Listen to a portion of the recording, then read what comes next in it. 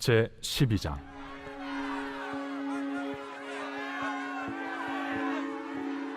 이러므로 우리에게 구름같이 둘러싼 허다한 증인들이 있으니 모든 무거운 것과 얽매이기 쉬운 죄를 벗어버리고 인내로써 우리 앞에 당한 경주를 하며 믿음의 주요 또 온전하게 하시는 이인 예수를 바라보자.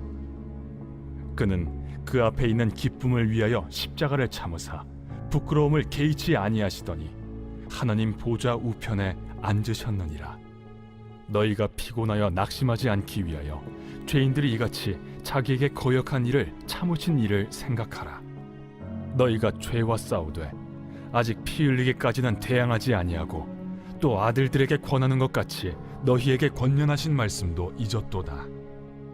일러스되 내 아들아, 주의 징계하심을 경히 여기지 말며 그에게 꾸지람을 받을 때에 낙심하지 말라. 주께서 그 사랑하시는 자를 징계하시고 그가 받아들이시는 아들마다 채찍질하심이라 하였으니 너희가 참음은 징계를 받기 위함이라. 하나님이 아들과 같이 너희를 대우하시나니 어찌 아버지가 징계하지 않는 아들이 있으리요. 징계는 다 받는 것이거늘 너희에게 없으면 사생자여 친아들이 아니니라. 또 우리 육신의 아버지가 우리를 징계하여도 공경하였거든 하물며 모든 영의 아버지께 더욱 복종하며 살려 하지 않겠느냐.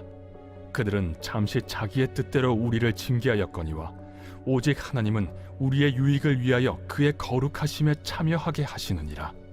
무릇 징계가 당시에는 즐거워 보이지 않고 슬퍼 보이나 후에 그로 말미암아 연단받은 자들은 의와 평강의 열매를 맺느니라. 그러므로 피곤한 손과 연약한 무릎을 일으켜 세우고 너희 발을 위하여 곧은 길을 만들어 저는 다리로 하여금 어그러지지 않고 고침을 받게 하라.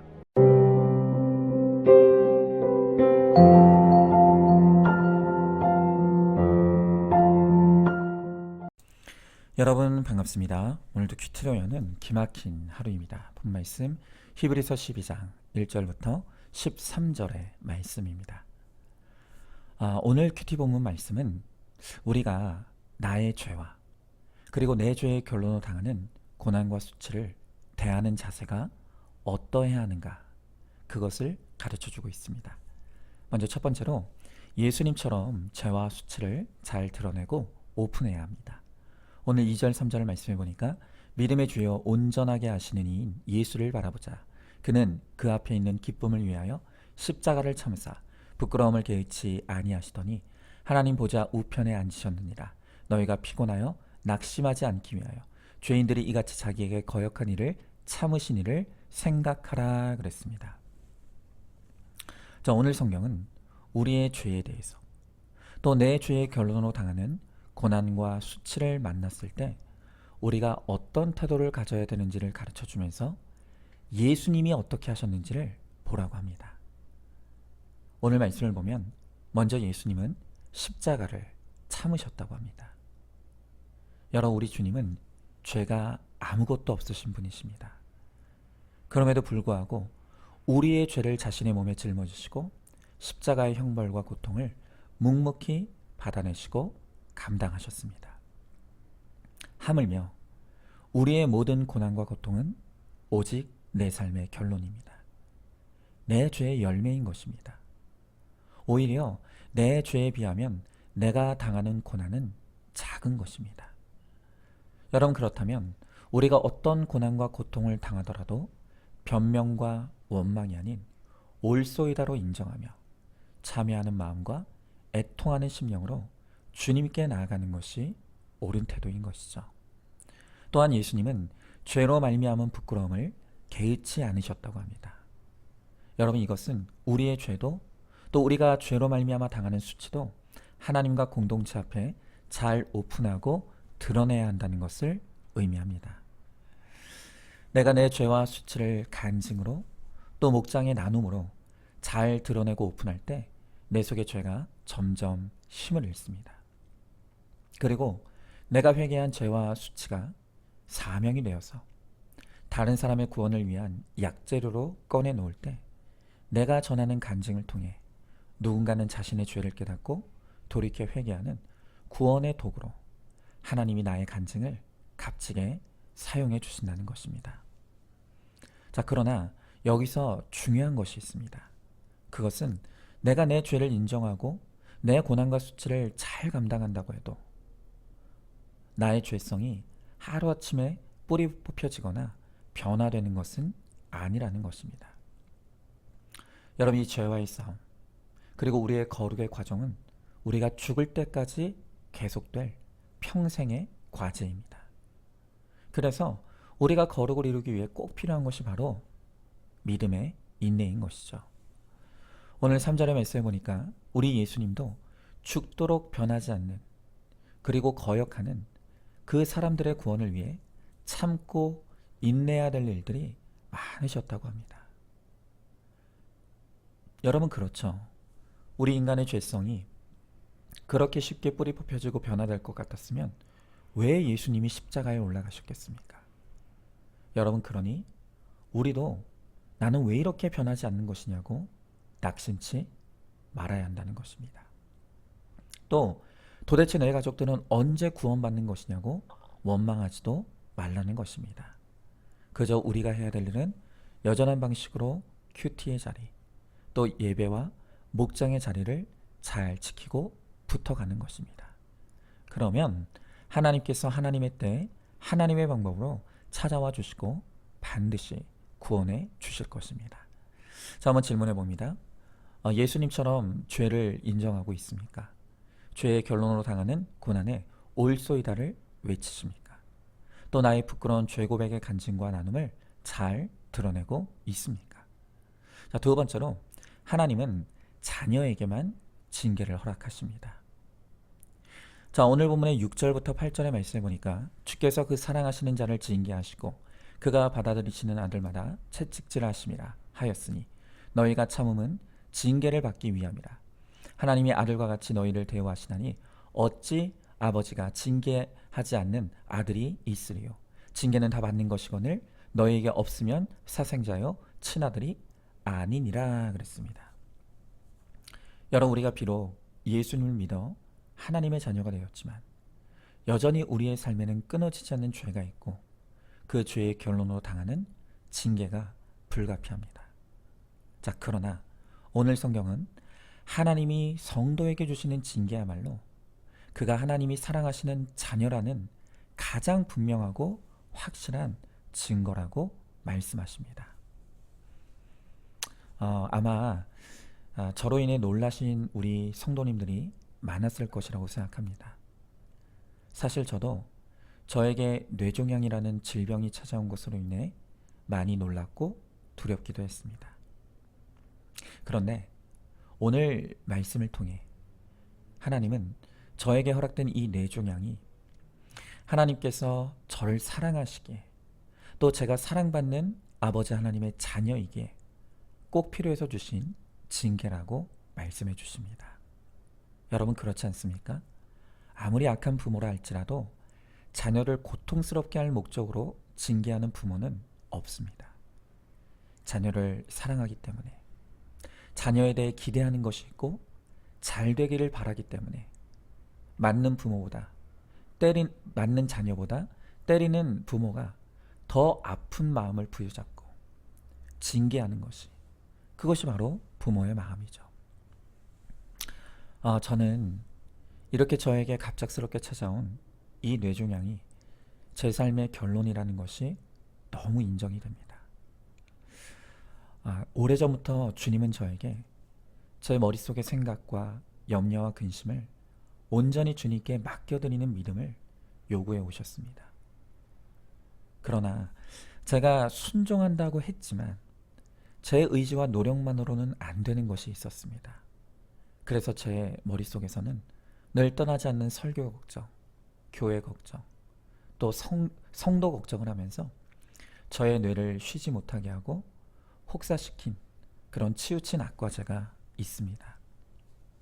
그리고 그 치우침의 결과로 하나님은 뇌종양의 사건으로 저에게 책임을 물으시는 것이 인정이 됩니다.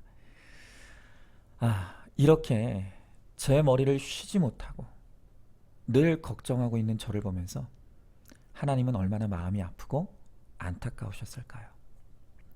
제가 제 스스로 저의 생각을 멈추지 못하니 하나님은 이 뇌종양의 사건으로 강제로라도 이제는 좀 멈추고 주님께 맡기라고 말씀하십니다. 어제 대학병원에서 이 뇌종양을 제거하기 위해서는 외과적인 수술이 불가피하다는 소견을 의사로부터 들었습니다. 그러나 종양의 크기가 작고 또 위치도 좋기 때문에 그렇게 크게 어려운 수술이 아니라는 희망 섞인 말과 함께 그럼에도 불구하고 수술 후에는 잠시 모든 것을 멈추는 이 요양의 시간이 불가피하다는 말도 들었습니다. 이렇게 의사의 말을 듣고 나니까 그동안 하나님께서 저에게 늘 말씀으로 주의하시고 경고하셨는데 제가 얼마나 못 알아들었으면, 제가 얼마나 순종을 못하면 이렇게 징계를 통해서라도 저를 멈춰 세우실 수밖에 없는 하나님 아버지의 아픈 마음이 느껴집니다. 그래서 저의 우둔함이 애통이 되고 하나님의 사랑에 눈물이 납니다. 앞으로 하나님께서 제 앞에 예비해 두신 그 모든 과정들을 올소이다로 인정하면서 저는 죄제만 보고 회개함으로 통과해 나가겠습니다. 그리고 우리 공동체에서 저를 위해 우리 공동체에 저의 고난도 또 저의 약함도 또 저의 죄와 수치도 다 드러내면서 나누며 가겠습니다. 여러분 한번 질문해 봅니다. 성도의 고난은 내가 하나님의 자녀로 인침받았다는 가장 확실한 증거라는 것을 믿습니까? 나를 징계하시는 하나님 아버지의 마음이 더 아프다는 것을 알고 있습니까? 자, 세 번째로 하나님의 징계로 좋은 열매를 맺게 됩니다. 자, 오늘 본문의 9절부터 11절의 말씀을 보니까 또 우리 육신의 아버지가 우리를 징계하여도 공경하였거든 하물며 모든 영의 아버지께 더욱 복종하며 살려하지 않겠느냐. 그들은 잠시 자기의 뜻대로 우리를 징계하였거니와 오직 하나님은 우리의 유익을 위하여 그의 거룩하심에 참여하게 하시니라. 무릇 징계가 당시에는 즐거워 보이지 않고 슬퍼 보이나 후에 그로 말미암아 연단받은 자들은 의와 평강의 열매를 맺느니라 그랬습니다. 여러분, 하나님께서 그분의 자녀에게 주시는 징계에는 뚜렷한 목적이 있다고 하십니다. 이 징계를 통해 자녀인 우리를 더 거룩하게 하시고 또 아버지의 뜻에 복종하게 하시며 의의 평강의 열매를 맺게 하신다는 것입니다. 여러분, 이미 저에게 주신 하나님의 징계의 효과는 제 안에서 너무나 분명하게 나타나고 있습니다. 이렇게 징계가 찾아오니 말씀이 너무 사모가 됩니다. 모든 말씀이 저에게 주시는 나팔소리 같은 하나님의 음성으로 너무 크게 들립니다. 여러분 부끄럽지만 저도 목사이면서도 벌써 몸이 편안해지고 삶이 안정되면 아무리 말씀을 봐도 여기에서 나에게 주시는 하나님의 메시지가 보이지 않고 들리지 않습니다. 그런데 이 뇌종양이라는 징계가 찾아오니 그동안 무뎌져 있던 제 영적 세포들이 너무나 민감하게 살아나서 작은 음성조차도 너무 크게 들립니다. 이렇게 고난이 와야만 그제서야 말씀이 들리고 깨달아지는 이 저의 악함과 무지함이 하나님께 너무나 죄송할 따름입니다. 그러니 어떻게 징계가 필요 없다고 원망하고 불평할 수가 있겠습니까? 제가 어떻게 이 징계가 부당하다고 하나님을 따질 수가 있겠습니까? 여러분, 무엇보다 감사한 것은 하나님께서 말씀을 통해 세상 그 누구도 줄 수 없는 너무나 확실한 위로와 소망을 저에게 끊임없이 공급해 주시고 계시다는 것입니다. 여러분, 만약 저에게 닥친 이 고난의 이유와 목적을 몰랐다면 제 몸과 마음은 이미 죽은 자와 같이 됐을 것입니다. 그런데 주님은 저에게 이 징계를 통해 더 하나님께 복종하는 거룩한 성도와 목사로 만들겠다고 약속해 주십니다. 이 고난이 변하여 반드시 축복이 되게 하시겠다고 약속해 주시는 것입니다. 그리고 그러니 이 징계를 당할 때 슬퍼하지 말라고 저의 등을 두들겨 주십니다. 여러분, 그러므로 오늘 본문의 12절 13절 말씀처럼 제가 잠시는 두려웠고 놀랐지만 그래서 피곤했던 저의 손과 무릎을 저는 일으켜 세울 것입니다.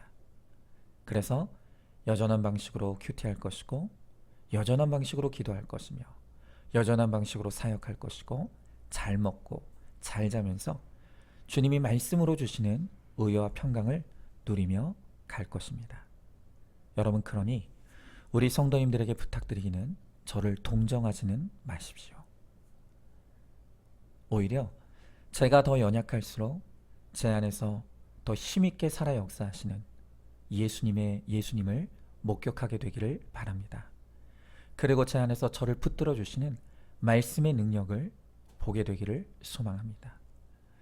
제가 간절히 바라고 소망하는 것은 제가 당하는 이 고난이 주님의 영광을 드러내는 도구로 쓰임 받기를 소망합니다.